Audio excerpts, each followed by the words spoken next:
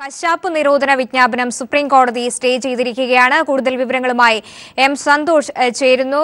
സന്തോഷ്, കശാപ്പ് നിരോധന വിജ്ഞാപനം സ്റ്റേ ചെയ്തുകൊണ്ടുള്ള സുപ്രീം കോടതിയുടെ നിരീക്ഷണങ്ങൾ എങ്ങനെയായിരുന്നു? മറ്റു വിശദാംശങ്ങൾ കൂടി.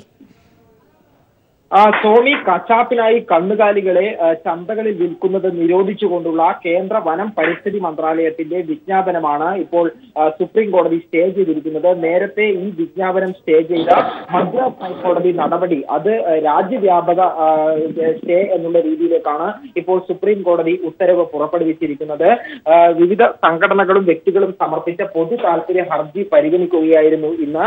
ഈ സാഹചര്യത്തിൽ കേന്ദ്ര സർക്കാരിനോട് നിലപാട് അറിയിക്കണമെന്ന് സുപ്രീം കോടതി നിർദ്ദേശം നൽകിയിരിക്കുന്നു. കേന്ദ്ര സർക്കാർ ഇന്ന് സുപ്രീം കോടതിയെ അറിയിച്ചത് നിലവിലെ ഈ വിജ്ഞാപനത്തിനെതിരെ വലിയ പരാതികളും ആക്ഷേപങ്ങളും നിലനിൽക്കുന്നുണ്ട്. അതുകൊണ്ട് തന്നെ ഈ വിജ്ഞാപനം ഭേദഗതി വരുത്താൻ കേന്ദ്ര സർക്കാർ ഉദ്ദേശിക്കുന്നു.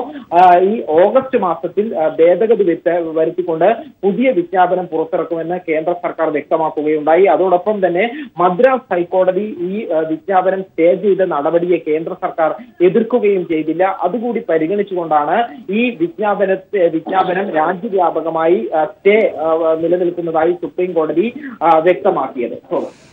എം സന്തോഷാണ് ദില്ലിയിൽ നിന്നും വിവരങ്ങൾ നൽകിയത്.